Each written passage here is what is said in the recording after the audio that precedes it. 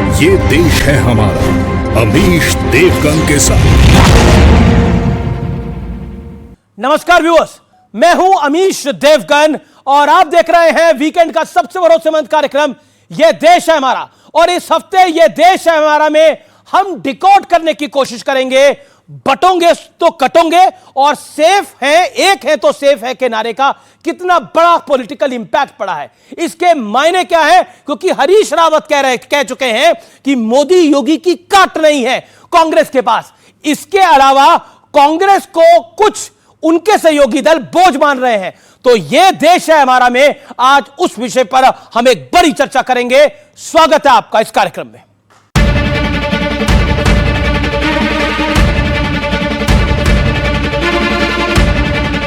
एक है तो बटे थे, अब एक रहेंगे तो सेफ रहेंगे। क्या विपक्ष इस नारे के आगे चारों खाने चित हो गया है? क्योंकि बीजेपी के धुर विरोधी भी अब इनकी ताकत का लोहा मान रहे हैं। अपनी सोच को के साथ हम खुद खड़े हैं या नहीं हैं, ये कांग्रेस को सोचना पड़ेगा ना। आपको उनके नैरेटिव के खिलाफ अपना नैरेटिव खड़ा करना पड़ेगा कि मैं शायद उत्तराखंड वालों को तो समझा पा रहा हूं, मगर अपनी पार्टी के लोगों को नहीं समझा पा रहा हूं। और मुद्दा सिर्फ विपक्षी नेताओं का नहीं, हरियाणा से लेके महाराष्ट्र तक जनता ने भी ये बता दिया है कि पब्लिक भी इस नारे के साथ है। लेकिन शायद हार पर हार के बावजूद कांग्रेस जनता का मूड नहीं समझ पा रही है। तभी राहुल गांधी जाति वाली जनगणना पर अड़े हुए हैं।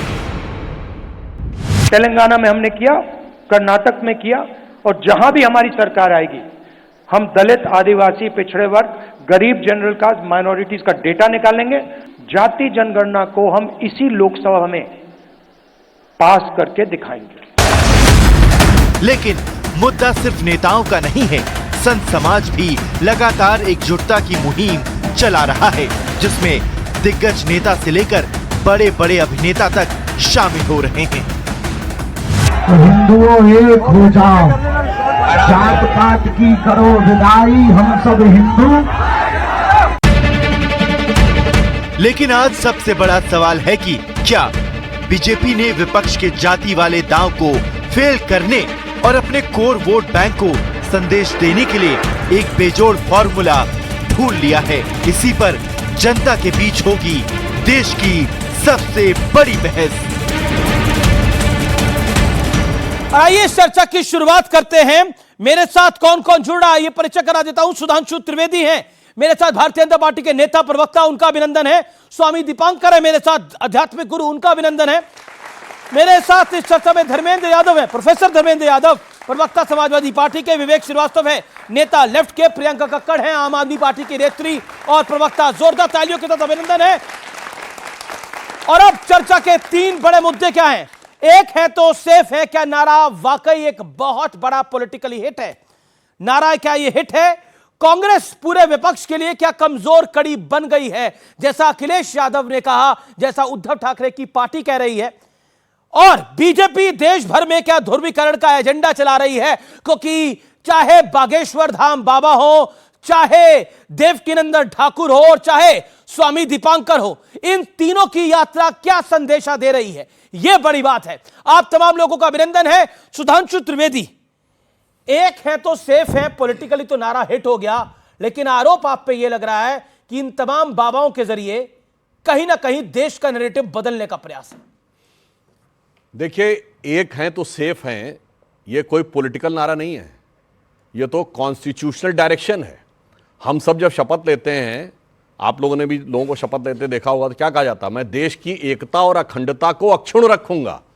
तो एकता और अखंडता बना के रखना तो हर नागरिक का संवैधानिक दायित्व है। और जब हम एक थे तो अखंड थे, जब बटे थे तो खंड खंड हुए थे।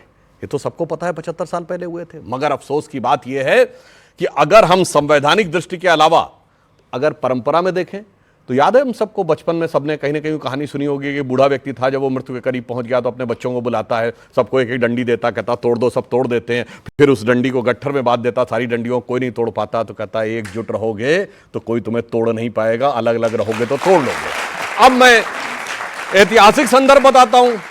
पिछले 2500 साल की डॉक्यूमेंटेड हिस्ट्री भारत की यह बताती है कि जिस समय यूनानियों ने आक्रमण किया था अलेक्जेंडर के समय, जब राजा अंभी और पोरस में बटे थे तो यूनानियों के हाथों कटे थे। जब पृथ्वीराज चौहान और जयचंद के बीच में बटे थे तो गोरी के हाथों कटे थे। जब मान सिंह और राणा प्रताप के बीच में बटे थे तो अकबर के हाथों कटे थे। जब छत्रपति शिवाजी महाराज एक तरफ थे, मिर्जा राजा जयसिंह दूसरी तरफ थे, तो औरंगजेब के हाथों कटे थे। तो ये तो किसी प्रकार का कोई कंफ्यूजन ही नहीं रह गया है। पुराने जमाने में रियासतों के राजा होते थे जो सोचते थे अपनी रियासत की सियासत के लिए अगर हमें देश विरोधी शक्तियों से हाथ मिलाना है बचे रहें। आज जातियों के राजा हैं जो सोचते हैं कि अपनी अपनी सियासत बचाए रखने के लिए रहें। मगर अब जो मोदी जी ने संदेश दिया है और जो भारतीय जनता पार्टी और योगी जी ने भी बोला है, तो अब देश का जनमानस बदल गया है। उसके लिए मैं एक पंक्ति कहना चाहूंगा, जाति प्रांत और वर्ग भेद का भ्रम ये दूर भगाता है, सबके मन का एक भाव है, सबकी भारत माता है, अनेकता में एक के मंत्र को जन जन फिर अपनाता है और धीरे धीरे देश हमारा आगे बढ़ता जाता है। जी जी जी प्रोफेसर धर्मेंद्र यादव, सवाल बहुत स्पष्ट है। जब सपा के एक नेता से और कांग्रेस के नेता से पूछा गया कि क्या ये तुर्कों की और पठानों का झगड़ा हुआ संभल के अंदर, तो उन्होंने बोला नहीं, मुसलमान तो एकजुट है, ये तो मुसलमान की बात है, ये कोई बात नहीं है। लेकिन हिंदुओं में आप जाति ढूंढते हैं, लेकिन मुसलमानों को एक मुश्त रखते हैं। ये पॉलिटिकल रणनीति है आपकी, इसमें कोई दो राय नहीं है, और वो कारगर भी साबित हुई है कई मौकों के ऊपर। लेकिन आप मानेंगे, एक है तो सेफ है का प्रचंड प्रहार, पॉलिटिकल प्रहार देखने को मिला है महाराष्ट्र से लेकर हरियाणा तक और उत्तर प्रदेश तक। अमेश जी, भारतीय जनता पार्टी की राजनीतिक दृष्टि आप इस बात से समझ सकते हैं, देश की आजादी के 75 बरस बाद मोदी जी को यह समझ में आया कि एक रहना चाहिए। अरे देश अगर एक नहीं होता तो मुगलों से लड़के देश को आजाद नहीं किया जाता, देश अगर एक नहीं होता तो अंग्रेजों को हम भगा नहीं देते। ये बात अलग है कि कुछ भारतीय जनता पार्टी के लोग, इनके पूर्वज अंग्रेजों के साथ मिलकर हमारे स्वतंत्रता सेनानियों के सीने में गोलियां दागते थे। इनको 75 साल लग गया इस बात को समझने में। आप समझिए इनकी राजनीतिक दृष्टिकोण कितना है। अगर आप दोनों नारे को सुनिए, आप लोग युवा हैं, बटेंगे तो कटेंगे, एक हैं तो सेफ हैं, इसमें नकारात्मकता मिलेगी। आप अगर ठंडे मन से सोचिएगा, हमारा नारा है जुड़ेंगे तो जीतेंगे। हम जुड़ने की बात करते हैं, ये बटने की बात करते हैं, ये कटने की बात करते हैं। ये सनातन की प्रकृति नहीं है, प्रवृत्ति नहीं है। इसे सनातन कभी मजबूत नहीं होगा, सनातन कभी एक नहीं होगा। ये लोग ना सनातन को एक कर सकते हैं, ना देश को एक कर सकते हैं। ये ना हिंदू के ना हिंदुस्तान के हैं, ये सिर्फ कुछ चंद पूंजीपतियों के लिए काम करते हैं, इसीलिए अपना राजनीतिक नैरेटिव सेट करके लाते हैं। आज भारतीय जनता पार्टी 2024 के नतीजों से, लेकिन अखिलेश जी को तो लग रहा है कि कांग्रेस समाप्त हो चुकी है। आप देखिए, समाजवादी पार्टी इस तरह के बयान का ज्यादा समर्थन नहीं करती। कौन अखिलेश जी की बात क्या समर्थन नहीं करती? भाई समाप्त हो चुका नहीं हो, जो चुनाव में पता चल जाएगा। अखिलेश जी के बयान का आप समर्थन नहीं कर रहे हैं? भाई समाप्त कौन हो चुका नहीं हो चुका उस बात की बात है, उसमें मत जाइए। आप अखिलेश जी ने बोला, अखिलेश जी ने बोला, अखिलेश यादव ने बोला, विषय नहीं है। अब सुनिए, अखिलेश यादव ने बोला, आप उस बात का समर्थन नहीं करते? अरे सुनिए पहले, नहीं, लोकतंत्र में जब चुनाव का नतीजा आता है तब ये पता चलता है कौन समाप्त है कौन नहीं है। 2024 में इंडिया गठबंधन ने उत्तर प्रदेश में भारतीय जनता पार्टी को हराया। मैं बयान की बात करूं, बयान के पीछे की भावना की बात करें। अब मैं आपको देखूं या आपकी भावना को देखूं? मैंने बयान नहीं सुना, अब आपके पीछे कौन सी भावना है मुझे नहीं पता। आज सवाल जो बुनियादी सवाल, उस पर क्यों नहीं बात कर रहे आप मुझे बताइए। इस देश का जो युवा बैठा है, इसमें बिल्कुल बुनियादी सवालों पर मैं आऊंगा। अभी आप रोजगार नहीं चाहिए, अपने गठबंधन के सवाल पे आएगा। इन्होंने अखिलेश जी का बयान नहीं सुना होगा, पर 9 सीटों में एक भी कांग्रेस को सीट नहीं दी, समाप्त तो वैसे ही कर दिया। इसमें कहीं कोई कंफ्यूजन थोड़ी है। एक सेकंड विवेक शांत हो जाइए। 10 सेकंड। और वैसे एक बात बता दूं, इनका नारा बिल्कुल सही है, जुड़ेंगे तो जीतेंगे नहीं, जो जुड़े थे वो जीते, जो बटे रहे वो हार गए। और मैं चुनौती से कहता हूं, 80% मुस्लिम डोमिनेटेड कॉन्स्टिट्यूएंसी की एक कॉन्स्टिट्यूएंसी बताइए जहां इस्लाम की आलोचना करने वाला जीत जाए। एक बता दीजिए, मैं अपना बयान वापस ले लूंगा। यही अंतर है, जो जुड़े वो जीते। धुबरी में रकीबुल हसन 10,25,000 से लोकसभा जीते, ममन खान हरियाणा में 98,000 से जीते। बिल्कुल सही है, जो जुड़ेगा वो जीतेगा, जो बटेगा वो। जी जी जी, एक विवेक, अखिलेश जी का बयान आया, उद्धव ठाकरे का बयान आया, ये चल क्या रहा है? नहीं, बयानबाजी है, भावनाएं हैं, लेकिन हम एक हैं। क्या भावनाएं हैं? हम एक साथ हैं, ये भी साथ हैं, हम भी साथ हैं, आम आदमी पार्टी भी साथ है, सब साथ है, और इंडिया अलायंस एक साथ कम्युनल फोर्सेस की टक्कर लेगी। और शिवसेना, दिल्ली में ये भी शिवसेना उद्धव ठाकरे गुट आपके साथ है कि नहीं है? मैडम बैठी हैं, और फरवरी के बाद आप देखिएगा किस जबरदस्त तरीके से आएंगे लोग सत्ता में यहाँ पे इंडिया नहीं, अलायंस तो के। उद्धव ठाकरे का गुट आप लोगों के साथ है कि नहीं है? नहीं, देखिए, बिल्कुल सब साथ हैं, सब साथ हैं। पर सब वो तो साथ कह रहे हैं कि लड़े। आपके साथ का नुकसान हो गया। भाई, आप ईवीएम पे कब्जा करे बैठे हो कि 33% मुस्लिम डोमिनेट, जहां मुस्लिम मतलब 33% वोट्स माइनॉरिटीज के, उसमें से 28% आप बीजेपी की तरफ आ गए। कैसे दिल की बात ये लोग निकली, वो तो मेरा ही पता सीधी सी चला बात है। जाएगा। मैं इंपॉर्टेंट बात कर रहे हैं, लेट हिम कंप्लीट, इंपॉर्टेंट बात कर रहे हैं। 10 सेकंड सुन कुछ fact लीजिए, है। मैं बड़ा क्लियर बोलने वाला आदमी हूं। कश्मीर में हिम्मत नहीं थी सरकार बनाए, पीडीपी के साथ हाथ जला चुके थे, वहां लेवल प्लेइंग फील्ड दे दी, हरियाणा में गेम कर दिया। यहां पे झारखंड में लेवल प्लेइंग फील्ड दी दिखाने के लिए, महाराष्ट्र में इनके स्टेक्स थे, अडानी साहब को धरा भी चाहिए, वहां स्टेक्स ज्यादा थे, रिसोर्सेज ज्यादा है, गेम करा इन्होंने। ईवीएम का मैनिपुलेशन है, हम लोग केसेस फाइल कर रहे हैं, इलेक्शन कमीशन में कंप्लेंट्स दी गई हैं, और गिनतियां गलत हैं। 9 सीटों में से मात्र 2 समाजवादी पार्टी की आई हैं। ये गलत रिजल्ट है। सर, ये ईवीएम का रोना समाप्त हो गया होता है। एक समाप्त सवाल हो करूं गया। मैं, एक जी। सवाल करूं। देखिए, समाजवादी पार्टी ने पुलिस को दिया है दोष, और ये ईवीएम को दे रहे हैं। एक सेकंड, अगर जो ईवीएम की गाथा आप पढ़ रहे हैं, कांग्रेस पार्टी पढ़ रही है, मैं एक सवाल पूछना चाहता हूं। अगर ईवीएम की बात है तो आम आदमी पार्टी 2015 में 67 सीट 70 में से जीत गई थी, अराउंड 95%। सुनिए, पूरी सुनेगा। और 2020 के अंदर 62 सीटें जीत कर आई थी, अराउंड 92%। पंजाब के अंदर 2022 का विधानसभा चुनाव होता है, 85% सीटें जीत कर आती है। तो सबसे बड़ी ईवीएम की बेनिफिशियरी आम आदमी पार्टी है। अब बताइए, वो चुनाव सही था या गलत था? अब आप सुन लीजिए, ममता बनर्जी भी जीती, डीएमके भी जीती, बड़ी सीटें लेकर के आई, कुछ सीटें समाजवादी पार्टी भी अच्छी लेकर के आई लोकसभा में। जहां जहां ऑपोजिशन का कैडर स्ट्रांग है, जहां जहां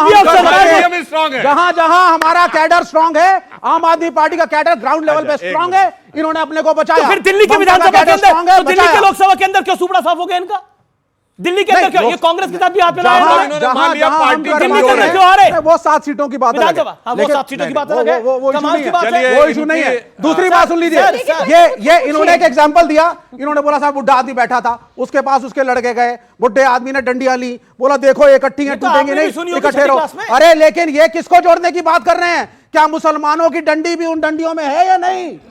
या मुसलमान की डंडी साइड, दलित की डंडी साइड, ओबीसी की डंडी साइड, विवेक, सारी डंडियां साइड। विवेक, आज आपने वादा किया था कि आप लिमिट में बोलेंगे। ओके, वैसे विवेक जी ने जो बात बोली, देखिए कितनी सहजता से इनके मुंह पे बात आ गई। जहां कैडर कमजोर रहता, मतलब इन्होंने मान लिया महाविकास आघाड़ी कैडर कमजोर था, सपा का कैडर उत्तर प्रदेश में कमजोर था। अब खैर इनसे पूछना चाहता हूं, इन्होंने प्रियंका जी की बात कही, ये मैडम प्रियंका की जीत पे खुशी है कि नहीं? प्रियंका गांधी बिल्कुल खुशी आई, इंडिया अलायंस का देखो इनकी पार्टी हारी है, इसके बाद इंडिया अलायंस की जीत हुई है। बात है, इनको हरा के वो जीते, इसे कहते हैं आग लगे हमारी झोपड़िया में हम गाय मल्हार। गजब है। लेकिन देखिए, मेरे को रुक करना पड़ेगा प्रियंका जी आपको, और फिर मैं स्वामी जी आपके पास आता हूं। प्रियंका जी, एक है तो सेफ है, नारा हिट है। क्या आपको लगता है जो हरियाणा में हुआ, जो महाराष्ट्र में हुआ, कहीं वो दिल्ली में ना हो जाए? हालांकि दिल्ली में आप फेवरेट माने जा रहे हैं, ऐसा कई पॉलिटिकल पंडित मानते हैं, लेकिन फिर भी कांग्रेस के साथ आपने अलायंस तो करा था, तो उसका दूरगामी परिणाम तो झेलना पड़ सकता है। अमीश जी, सबसे पहले तो एक है तो सेफ है, कौन सेफ है आज? सेफ दिल्ली की जनता है, जहां पे हर 3 मिनट, जहां पे 3 रेप हर रोज हो रहे हैं 24 घंटे के अंदर। सेफ क्या मणिपुर की महिलाएं हैं, जहां नग्न अवस्था में उनको घुमाया जा रहा है? सेफ क्या बॉम्बे में वो वाई कैटेगरी में जो पॉलिटिशियन घूम रहे हैं, जिनको खुलेआम गोली मार दी जाती है, वो सेफ है? कोई सेफ नहीं है, सिर्फ भाजपा सेफ है, जनता अनसेफ है, पहली चीज। दूसरा सुनिए, दूसरी बात, इन्होंने वो नारा दिया पोलराइजेशन के लिए। इन्होंने क्या बोला? सुधांशु जी बहुत बढ़िया बोलते हैं, उसमें कोई डाउट नहीं। इन्होंने स्टार्ट किया, कॉन्स्टिट्यूशनल डायरेक्शन है कि सबको एक साथ रहना है। पोलराइज करने वाली जो पॉलिटिक्स भाजपा ने की है, वो आप किसी से छुपी ही नहीं है। जहां तक आपने कहा कि वो महाराष्ट्र में चल गया, हरियाणा में चल गया, तो मुझे ये कहने में कोई प्रॉब्लम नहीं है कि दिल्ली में इनका सामना आम आदमी पार्टी से है। दिल्ली में आम आदमी पार्टी से। सुधांशु, देन स्वामी दीपांकर। इनका सेफ वाली बात का जवाब देता हूं। कितने सेफ हैं आपको पता है? ये वो पार्टी जो कहती सिक्योरिटी नहीं लेंगे, और इनके पंजाब के मुख्यमंत्री का लश्कर जर्रार 36 गाड़ियों का है, जो कैप्टन अमरिंदर सिंह और प्रकाश सिंह बादल से बड़ा फ्लीट है। मैं दावे से कहता हूं कैप्टन अमरिंदर सिंह से कहीं बड़ा फ्लीट है। और मैं ये नहीं कह रहा हूं जैसे इनकी सरकार आई, सिद्धू मूसेवाला की हत्या से लेकर क्या क्या शुरू हो गया, पृथकतावादी चुनाव जीत के आ गए। पहली बार जो पंजाब के उस दौर में नहीं हुआ 1980 के दशक में कि पुलिस स्टेशन को लूट लिया गया और फोर्सिबली पुलिस को छोड़ना पड़ा। कितनी सेफ्टी है सबको समझ में आता है। परंतु यहां पर मैं यह भी कहना चाहता हूं कि जो इन्होंने कहा कि यह पृथकतावादी नारा है, मगर अभी महाराष्ट्र का चुनाव हुआ है, अबू आजमी मौलाना अजहरी के सामने क्या बोल रहे थे, वीडियो में आया, मेरे इलाके में 1,90,000 मुस्लिम हैं, एक भी वोट बटना नहीं चाहिए, पूरा का पूरा मिलना चाहिए। ये पोलराइजेशन थोड़ी है। वो मौलाना जो गजवा हिंद की पैरोकारी करता है, ये वो उस नौमानी के आगे, उस नौमानी के सामने एनसीपी शरद पवार पार्टी की नेता स्वरा भारत के हस्बैंड जाते हैं, स्वरा भास्कर जाती है, का वोट डिवाइड नहीं होना चाहिए, वो सेकुलर संगीत है।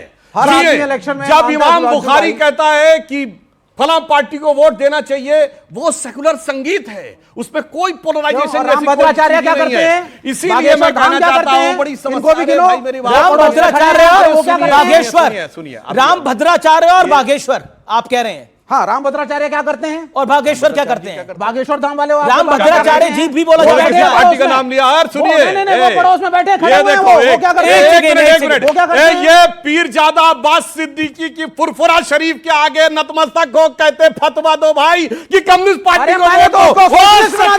मतलब आप कह रहे हैं, देखिए कई चीजों के पर क्लैरिटी होनी चाहिए। जगत गुरु राम भद्राचार्य को आप कह रहे हैं, वो राम भद्राचार्य क्या करते हैं? वो बागेश्वर क्या करते हैं?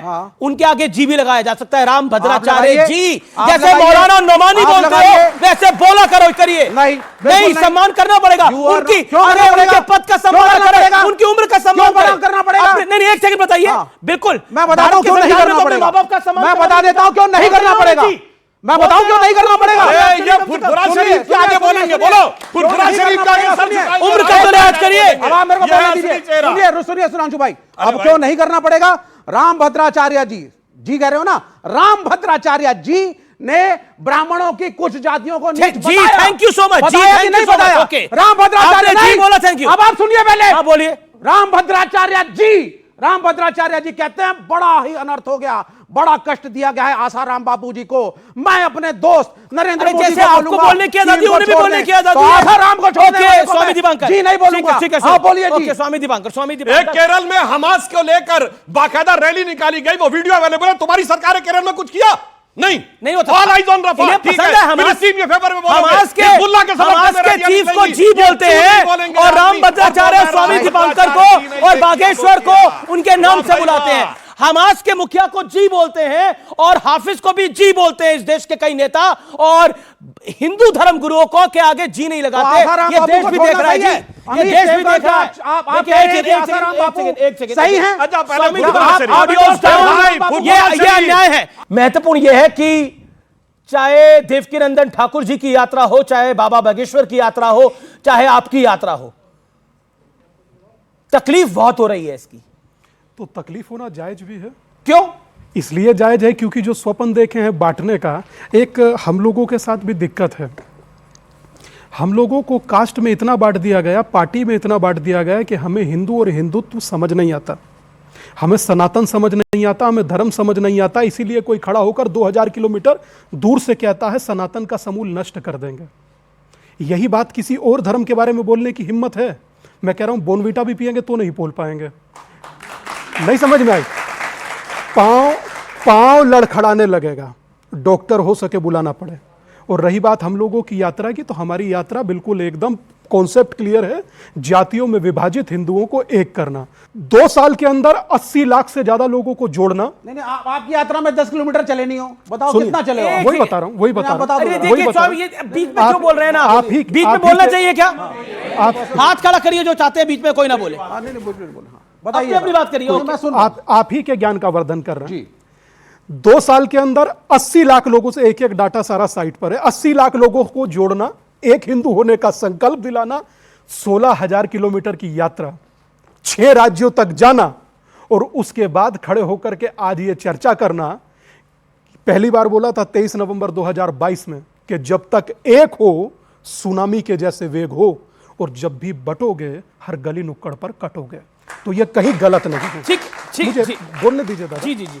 और रही बात बांग्लादेश में वो कर रहा है और यहाँ हम कर रहे हैं, तो मुझे फक्र है कि वो बांग्लादेश में हिंदुओं को एक करते हुए, संगठित करते हुए, उनके अधिकार, उनके हक हकूक के लिए लड़ते हुए एक बेरहम सरकार ने, जिसका मुखिया, जिसका हमारी सरकार नहीं है। दादा ये गलत है। हाँ, शुक्र करो हमारी सरकार नहीं है। एक मिनट सुधांशु क्या भाई, तो आपकी सरकार सुधांशु होगी तो क्या भाई, करेंगे? एक सुधांशु एक मिनट धर्म को अफीम मानने नहीं, वाले नहीं, सुधांशु भाई एक मिनट, सुधांशु भाई आपकी सरकार नहीं है वरना नहीं, आपकी सरकार में सारे अंदर होते जो लड़ाई करवा रहे हो समाज में। ये मतलब कौन अंदर होता? क्यों नहीं होते? कौन अंदर होता? ये जितने यात्रा वाले हैं, मतलब कि हम लोग यार सीधा आप कह रहे हैं, लोगों कोई को दिक्कत लड़वा नहीं। रहे हैं, हिंदू कौन मुसलमान कौन? एकता की बात नहीं करते। नाम लीजिए कौन कौन अंदर होता? नहीं, ये सारे जितने करवा रहे हैं इन्हीं के शिष्य हैं सारे, इन्होंने ही शुरू किया, यही जन्मदाता हैं। अच्छा, ये तो खड़े हुए हैं। मतलब आप कह रहे हैं बागेश्वर में इनके साथ एक ही शुरू किया है। बड़ी बात बोल रहे हैं। एक सेकंड भाई, डबल समाज भाई, को आप क्यों क्या कह तोड़ना? रहे हैं? क्या कह रहे हैं? कौन कौन अंदर होता? कौन कौन भाई, अंदर होता? अगर हमारी सरकार होती और ऐसी यात्राएं निकलती जिससे समाज में विघटन होता, तो चाहे ये हो और चाहे इनसे ये आचार्य दीपांकर, चाहे इनसे प्रेरित बाबा बाबा लोग हो, एक्शन तो होता। एक्शन होता देवकीनंदन ठाकुर पे भी। नहीं, क्यों गलत क्यों कर रहे हो? क्यों दौड़ रहे हो? ये क्या इनको क्या होता है? क्या होता है? ये गिरफ्तार होते हैं। अरे बाबा, एक्शन लेते, लीगल एक्शन लेते जो सही है, ये कर भी चुके हैं ऐसा। लेते छोड़ो, सरतन से जुदा नारा लगा था, एक्शन लिया था? क्यों नहीं? बोलो, बिल्कुल सरतन से जुदा नारा लगा था, एक्शन लिया था? नहीं लिया था, उल्टा परमिशन दी थी कि पीएफआई वाले वो निकालेंगे, रैली निकालेंगे। बोलो, करते तो अलग, जो किया उससे शांत हुई। मुझे जवाब दे दीजिए, कांग्रेस से लिया था? सुधांशु इन्होंने बोला कि इन्होंने बोला कि चाहे बाबा बागेश्वर हो, चाहे स्वामी दीपांकर हो, चाहे देवकीनंदन ठाकुर हो, वो गिरफ्तार होते अगर हमारी सरकार। नहीं, इनकी सरकार यह है, मैं कहता हूं कोई भी जाके चेक कर ले। 2007 में मिस्टर चक्रवर्ती इनके मिनिस्टर थे ट्रांसपोर्ट के, पश्चिम बंगाल की सरकार में। वो केवल दक्षिणेश्वर काली में जाके पूजा कर लिए थे, तो प्रकाश कारत ने उनके खिलाफ डिसिप्लिनरी एक्शन कर दिया था कि आप कम्युनिस्ट हैं, आप जाकर कैसे कर सकते हैं किसी मंदिर में पूजा। मगर उसी कम्युनिस्ट पार्टी पीरजादा अब्बास सिद्दीकी के पास जाती है, कोई नहीं होता। आपने किसी कम्युनिस्ट नेता की पूजा करते हुए फोटो नहीं देखी होगी, मगर रोजा अफ्तार की दावतों में खूब फोटोएं देखी हो। जी, लेकिन अब मैं एक चीज बताता हूं। सेक्युलरिज्म के जिस खेल में देश को दशकों से घुमाया जा रहा है, आज उसकी कड़वी सच्चाई देश के सामने आना और रखना बेहद जरूरी हो जाता है व्यूअर्स। इसलिए अगले 60 सेकंड में मेरी ये बात को ध्यान से सुनिए। इस देश में प्लेसेस ऑफ वर्शिप एक्ट का काफी जिक्र होता है। इसे 1991 में लागू किया गया था और उस वक्त देश में कांग्रेस की सरकार थी, नरसिम्हा राव उसके प्रधानमंत्री थे। इस एक्ट के मुताबिक 15 अगस्त 1947 को देश में धार्मिक स्थल जिस भी स्थिति में है, उसकी वही स्थिति बरकरार रहेगी, उसमें कोई बदलाव नहीं हो सकता।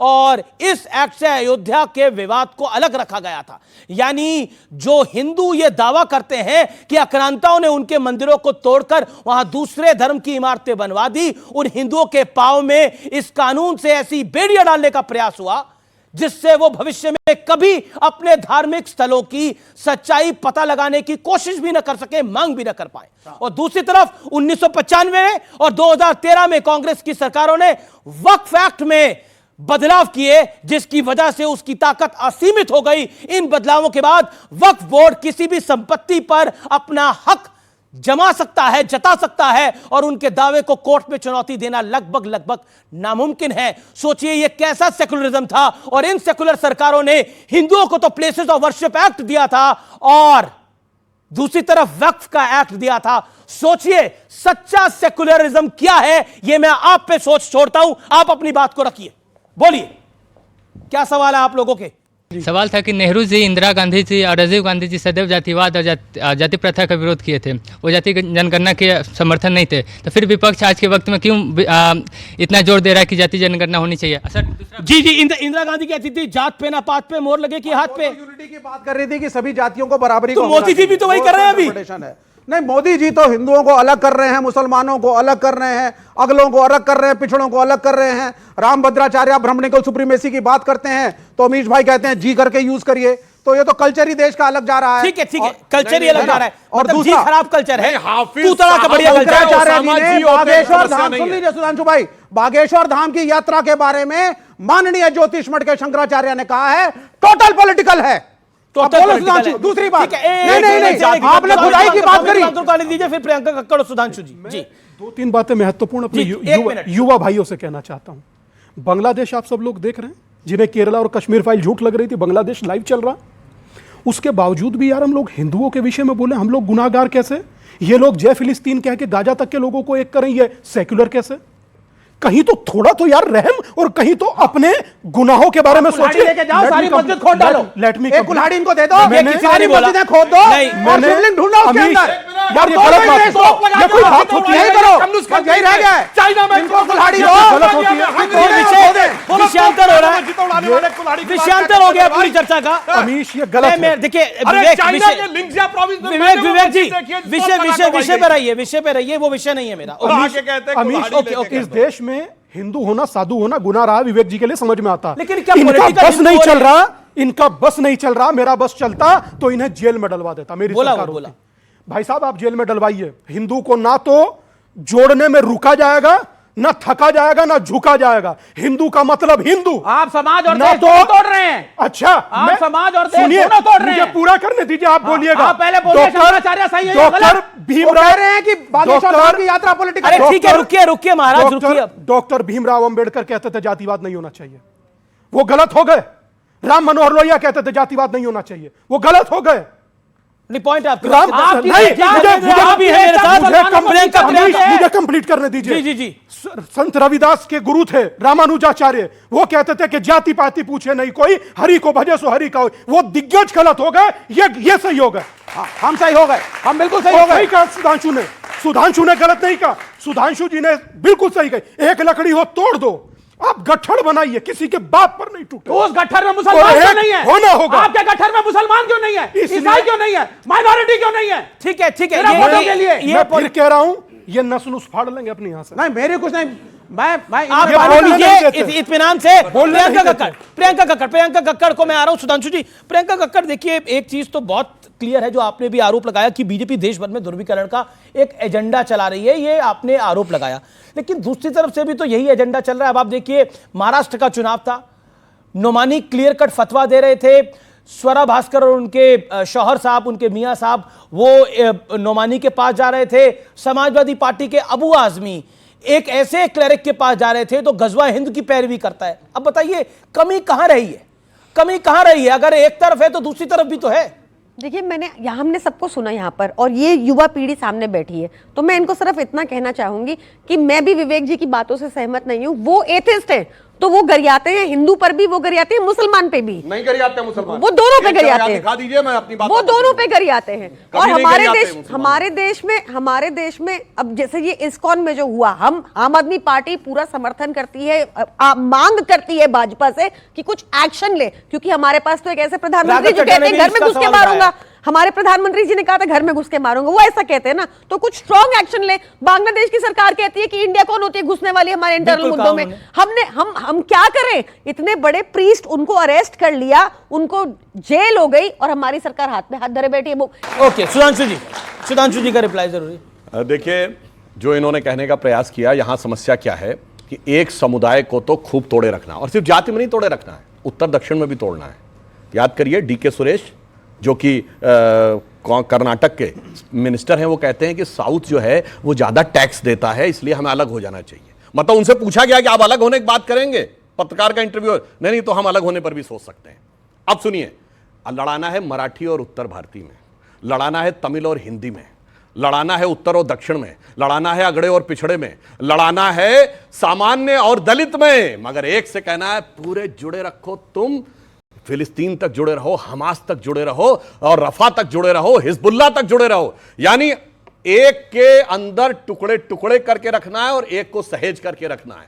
इसीलिए मैं यह कहना चाहता हूं, देश को आज यह समझने की जरूरत। एक सिंपल सी बात कहता हूं, क्या आप पे जो आरोप है कि आप ध्रुवीकरण का एजेंडा पूरे देश में चला रहे हैं, जो आम आदमी पार्टी ने बोला? अच्छा, मैं एक छोटी सी बात कहना चाहता हूं। बांग्लादेश की वायलेंस के ऊपर आप राहुल गांधी का ट्वीट देखिए, न वहां के ऊपर अत्याचार शब्द है, न हिंदू शब्द है। वहीं गाजा पे राहुल गांधी का ट्वीट देखिए, वो नरसंहार शब्द भी है, क्राइम अगेंस्ट ह्यूमैनिटी भी है, सब कुछ है। मगर डोनाल्ड ट्रंप ने ट्वीट किया और उसने कहा है कि बांग्लादेश के अंदर जो है अत्याचार हो रहा है, संहार हो रहा है। मगर एक सेकुलर नेता बताइए जिसने किया हो। क्या डोनाल्ड ट्रंप ने भी इससे भी हम ही ने करवा दिया क्या? अरे भाई दुनिया समझ रही है, मगर इनके समझ में नहीं आ रहा है इसके लिए क्या किया जाए। अभी तक बागेश्वर बाबा, स्वामी दीपांकर, देवकीनंदन ठाकुर, ये सब तो और वैसे कौन होता है जो इन्होंने आपके अनुसार? एक मिनट, ये हिंदू धर्माचार्यों ने जो बोला है वो बड़ा स्वाभाविक समझा, जिसके लिए ओसामा जी हैं, हाफिज साहब है, जाकिर शांति का मसीहा है, इशरत जहां बेटी है, बुरहान वानी भटका हुआ नौजवान है, याकूब मेनन की जुडिशियल किलिंग है, अफजल हारात का मारा है, उसके लिए राम भद्राचार्य जी और बाबा बागेश्वर ऐसे ही। नाथूराम गोडसे जी जिसकी मूर्ति बना के रोज पूजते हैं, वो इन सबको मिला लो। नाथूराम गोडसे की कोई मूर्ति बनाकर पूज रहा है ना, वो विषय अभी एक सेकंड देखिए, बाकी भी है ना, समाजवादी पार्टी की आपसे कितनी ज्यादा सीटें हैं खुद सोचिए। हमारे मित्र हैं भाई, मतलब आप देखिए उनको भी आप मौका नहीं दे रहे, ज्यादा पढ़े लिखे हैं, तीसरी देश की बड़ी पार्टी है। वैसे एक बात बताएं, अभी एकमात्र चुनाव जो हुआ केरल में बाई इलेक्शन लोकसभा का, वो हारने के बाद क्या उछल रहे हैं, तो ऐसा आपने देखा नहीं होगा गजब कि कांग्रेस से हारने के बाद उछलते हुए। ठीक है, अब धर्मेंद्र यादव एक बात बहुत स्पष्ट है कि आप बार बार कह रहे हैं कि देखिए बीजेपी जो है वो नफरत का बीज डाल रही है, और आपके नेता महाराष्ट्र के इलेक्शन में अबू आजमी आपके वरिष्ठ नेताओं में से एक हैं, वो जब एक ऐसे मुस्लिम क्लेरिक के पास जाते हैं, कैसे मुस्लिम धर्मगुरु के पास जाते हैं जो गजवा हिंद की पैरवी करता है और कहता है कि आप ऐलान करिए मेरे पक्ष में वोट डालने के लिए, वो आपकी राय में कम्युनल है या वो सेकुलरिज्म है? आचार्य जी कह रहे हैं कि बांग्लादेश में ऐसा हो रहा है, बांग्लादेश में ऐसा हो रहा है लेकिन भारत में नहीं हो रहा है क्योंकि हमारे पास संविधान है। पाकिस्तान जैसा है वैसा है क्योंकि उसके पास हमारे जैसा संविधान नहीं है।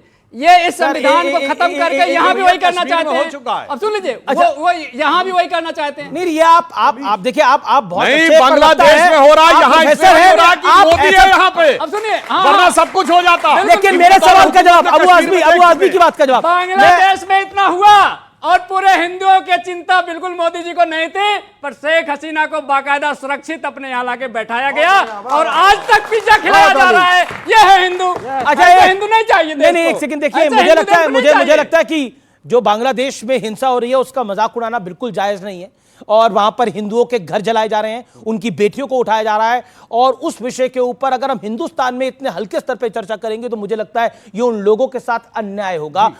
मैं पर्सनली बहुत खराब फील कर रहा हूं जो बांग्लादेश में हमारे हिंदू भाई बहनों और उनके बच्चों के साथ हो रहा है। मेरा प्रश्न है अबू आजमी के विषय पे। अबू आजमी कम्युनल थे या सेकुलरिज्म के सबसे बड़े सूरमा थे जब वो एक ऐसे मुस्लिम क्लरिक के पास जाते हैं जो गजवा हिंद की पैरवी करता है? इस सवाल के जवाब के बिना आप आज ये मंच नहीं छोड़ सकते। अरे अबू आजमी ने क्या गड़बड़ किया मुझे बताइए। मैंने आपको चौथी बार पूछा सवाल, आपको सवाल याद हो गया होगा, इनको सवाल अभी तक नहीं याद आया। मैं चौथी बार पूछता हूं लाइव। अबू आजमी उस मुस्लिम क्लेरिक के पास गए जो गजवाए हिंद की पैरवी करता था, वो कम्युनल था या सेकुलरिज्म के सबसे बड़े सूरमा थे? अरे उनको समझाने गए थे वो। ये देश है, देश के लिए सोचिए, संविधान के लिए सोचिए। उन्होंने ये काम किया। कई जवाब सुने मेरे जीवन में, लेकिन ऐसा जवाब नहीं सुना भाई। समझाने गए थे, इसमें क्या है? वो उनको समझाने गए थे। सुधांशु जी, देखिए, मुझे लगता है देश को पप्पू समझने की गलती नहीं करनी चाहिए जिस प्रकार के तर्क देने का प्रयास किया गया। स्वामी दीपांकर, देखिए, क्या आपको लगता है कि ये एकता का नारा बेजोड़ है, और क्या ये पॉलिटिकल भी है नारा? पॉलिटिकल आप बना लीजिए, मगर ये है, मैं नहीं बना रहा सर, ये है। आप शांत रहिए ना। ये आपका नाम स्वामी दीपांकर है? भाई नास्तिक को शंकराचार्य कोट करते हुए मैंने पहली बार देखा है। इन्हीं का नाम शंकराचार्य है, इन्हीं का दीपांकर, इन्हीं का सुधांशु, इन्हीं का प्रियंका। मैं समझता हूं ये 15 मिनट में गजनी हो जाते हैं। यार क्या मतलब है? हम लोग भी आए हुए, हम लोग पंजीरी बांट रहे हैं यहाँ, हमें भी सुन लो भाई। चुनाव के समय में एक चीज आप लोग भूल गए, झूठ बोलने में आदमी खुद जाने लगता है। नहीं, मुझे याद आया इनकी पार्टी ने एक पैरवी की थी कि भाई जो पर्दे में है उसका चेहरा ना देखा जाए, वोट डालने दिया जाए। यानी इसका मतलब हुआ कि फर्जी वोटिंग को प्रश्रय दिया जाए, चुनाव आयोग की बात को छोड़ दिया जाए। नहीं, प्रियंका मैं आऊंगा, आपके पास आऊंगा। प्रियंका जी, एक गाना मुझे भी याद आया, एक बंगला बने न्यारा। मतलब बीजेपी आपके बंगले के पीछे पड़ी हुई है, आपके नहीं, मतलब मुख्यमंत्री। नहीं, नजर लागी राजा तोरे बंगले पे। जी। प्रियंका जी, सुधांशु जी का घर हमारे पूर्व मुख्यमंत्री के घर से काफी बड़ा है, पहली चीज। दूसरी सुनिए, ये सारा बीजेपी का नैरेटिव है, कोई शीश महल नहीं है। शीश महल हम अपनी जनता के लिए, एक जनता को हम सिमिलर फैसिलिटी देंगे, इसीलिए यही कारण है कि आज जैसा उस घर में वैसी फैसिलिटी आपने देखा वेश जी, आपने देखा या भाजपा से सुना? बताइए आपने चलिए। तस्वीरें देखी हैं? तस्वीरें आपने देखी जो भाजपा ने 50 रिलीज लाख की? के पर्दों की हो सकता और है वो ऐसा। भी कह रहे हैं कोई 10-15 हो लाख रुपए सकता का है है। ऐसा। अच्छा चलिए मीडिया को अंदर पहुंचा दीजिए। अरे पहुंचा दीजिए ना, फोटो लेके आ जाए। भाजपा ने, मैं बता दूं आपको, प्रोटोकॉल में भाजपा ने बकायदा वीडियोग्राफी कराई। जब मुख्यमंत्री ने वो आवाज छोड़ा, वो वीडियो रिलीज करा दीजिए, इनको बोलिए। इनकी कहानियां ये, प्रेस कॉन्फ्रेंस करके एक डिटेल दी इनकी थी, कहानियां का डिटेल दिया था। सिर्फ भाजपा की है, कोई इंक्वायरी नहीं। ये क्या करते हैं, हम पे झूठे आरोप लगाते हैं, झूठी तोहमत मलते हैं, फिर कोर्ट में जाके अच्छा, हम ये आप तो उस घर में गई होंगी, ऑटोमेटिक पर्दे हैं कि नहीं है? अरे नहीं है भाई, आपने देखे? अच्छा? किसने देखा? एसी कितने हैं? मैंने नहीं गिने। आप किसी के घर जाके ऐसे गिनते हो? इतने हैं कि गिनने में बहुत मुश्किल अरे होगी। नहीं भाई, वो एक बहुत स्ट्रिक्ट टास्क मास्टर है, उनसे काम की बात होती है, काम मिलता है, काम का प्रोडक्ट आउटपुट देना पड़ता है। चलिए ये तो दिल्ली का चुनाव है, तो इन सब की बात होगी आगे जाकर। लेकिन जो नारा है, अगर सर ये नारा इतना प्रभावित है तो झारखंड में भाजपा क्यों हारी? पॉइंट। दूसरा सवाल मेरा ये है, सर आपने बोला कि रोजा अफ्तार की फोटोज डालते, बाकी की फोटोज नहीं डालते, तो सर आपको दिक्कत इस चीज से कि रोजा अफ्तार की फोटोज डाली कि दूसरी सेरेमनीज में वो गए नहीं? रोजा अफ्तार किसके लिए होता है? जो रोजा रखे उस रोजेदार के लिए रोजा अफ्तारी होती ना। यहाँ तो बड़ी मजेदार बात है, ये जितने इनके नेता बुलाते थे, राहुल गांधी जी रोजा अफ्तार की दावत में रोजा रखे थे क्या? आए कौन कौन थे? मुलायम सिंह जी आए थे, शरद पवार जी आए थे, इनके सीताराम येचुरी जी आए थे, वो रोजा रखते थे क्या? ये सरासर मुस्लिम धार्मिक भावनाओं का मजाक उड़ाना है कि ना आने वाला रोजेदार, ना बुलाने वाला रोजेदार, खामखा का रोजा अफ्तार। झारखंड में देखिए, हम हारते हैं या जीतते हैं, दोनों की हम समीक्षा करते हैं और विस्तृत समीक्षा करने के बाद निष्कर्ष निकालते हैं। निश्चित रूप से हम झारखंड में हारे हैं, मगर एक बात के लिए कहना चाहूंगा, कम से कम ईवीएम ने तो सही काम किया है ना रंजन।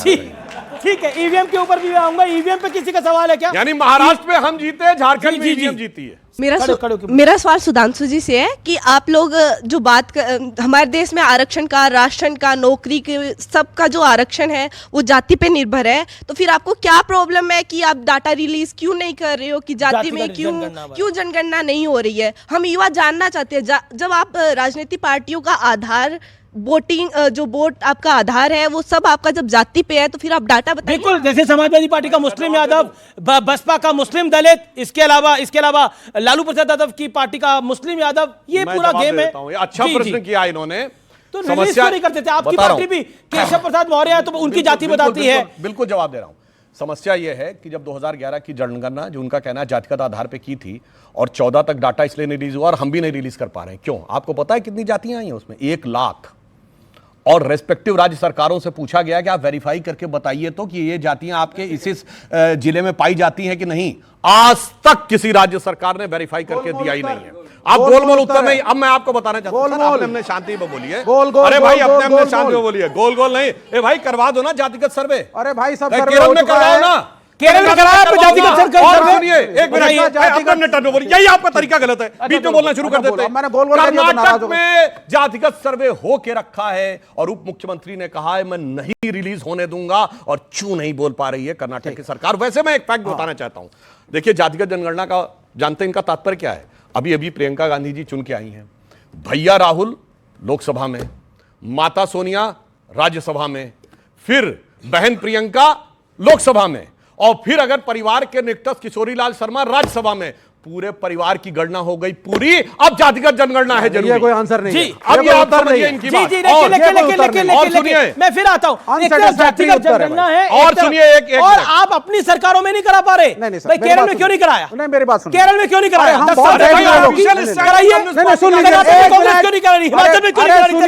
सुनिए, हम बहुत गए गुजरे लोग हैं, ये दूध के धुले हैं। बहुत बढ़िया। दूध के धुले क्यों हैं मैं बता देता हूं। मतलब आप खुद कह रहे हैं कि जातियां सामने आएंगी तो इनका समीकरण बिगड़ जाएगा। मतलब खुद मान रहे हैं उसके ऊपर ढक्कन रखा हुआ है। सर मेरा सवाल समाजवादी पार्टी के प्रवक्ता से है। अगर हमारे भाजपा के मुख्यमंत्री योगी आदित्यनाथ बोलते हैं कि बटेंगे तो कटेंगे, बट मेरा सवाल आपसे, आपके जो सीनियर लीडर है अखिलेश यादव, वो भी तो अपनी सरकार के टाइम पे जातिवाद को बढ़ावा देते हैं।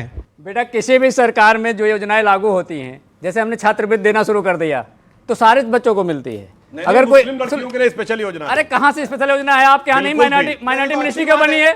माइनॉरिटी मिनिस्ट्री क्यों? मुझे बताइए, माइनॉरिटी मिनिस्टर क्यों केंद्र में क्यों है? बता दीजिए। इवन दंगों में कंपनसेशन भी एक पहले आपसे मुझे उम्मीद नहीं थी। मैं ये सवाल पूछ रहा हूं, धर्मेंद्र यादव, माइनॉरिटी तो सिर्फ मुस्लिम्स क्यों क्यों मिनोरिटी माना जाता है? वो दूसरी बड़ी मेजोरिटी भी है इस देश के अंदर। सरदार सिख क्यों नहीं मिनोरिटी है? क्रिश्चियन क्यों नहीं मिनोरिटी है? जैन क्यों नहीं मिनोरिटी है? पारसी क्यों नहीं मिनोरिटी है?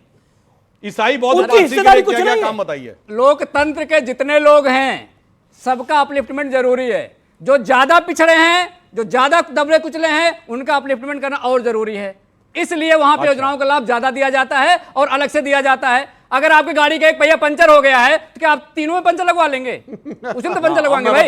देखिए सुनिए पहले, अब रुक जाइए। साइकिल में तो कोई पंचर नहीं है ना। अब सुनिए पहले, अब सुनिए देखिए, अब एक काम की बात मैं कह रहा हूं, साइकिल में तो कोई पंचर नहीं है ना। अब सुनिए, पंचर लगाने वाले से समस्या तो नहीं है। अब ये तो तीज करने वाले। देखिए, देश को जब हम चिल्ला चिल्ला के बोलते हैं दुनिया का सबसे बड़ा लोकतंत्र, हम सबसे ज्यादा आबादी में हैं, अब ये दुहाई दे रहे हैं सबसे ज्यादा जातियां हैं। अरे सबसे ज्यादा क्या फर्क पड़ा? गिनती नहीं करेंगे हम। आपके शरीर में 10 बीमारी हो जाएगी, आप छोड़ देंगे, इलाज ही नहीं कराएंगे।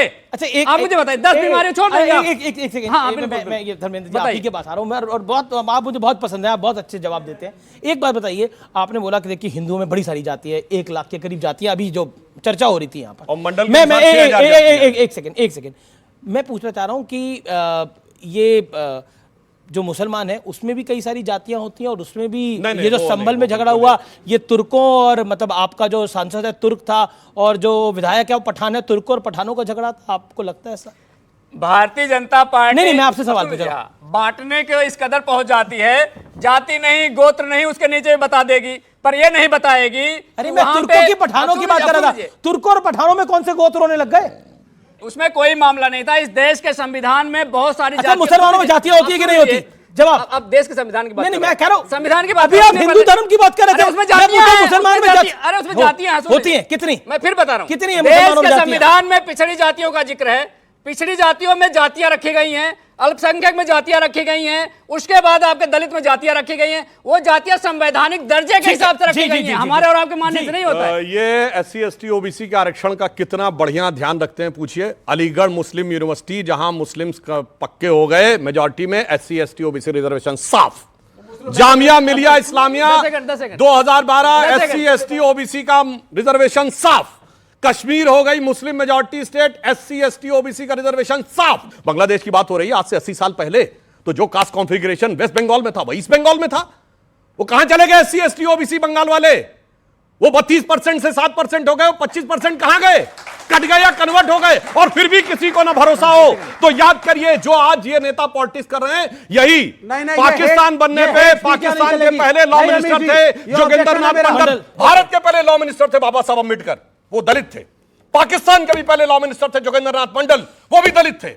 और वो इसी मुगालते में आ गए थे कि दलितों की एक जाति, जिस जाति को वो रिप्रेजेंट करते थे, वो मुसलमानों के साथ मिलकर जाएगी, और चले गए थे आज के ईस्ट बांग्लादेश जो ईस्ट पाकिस्तान था, पहले लॉ मिनिस्टर बने। और उसके बाद उन्होंने खुद जो इस्तीफा दिया है, जाके पढ़िए, नेट पे अवेलेबल है, उनकी जाति के यानी शेड्यूल कास्ट लोगों से कहा गया कट जाओ या कन्वर्ट हो जाओ, या तो कन्वर्ट हो जाओ या मार दिए जाओ, पूरे पूरे गांव झेल लिए गए।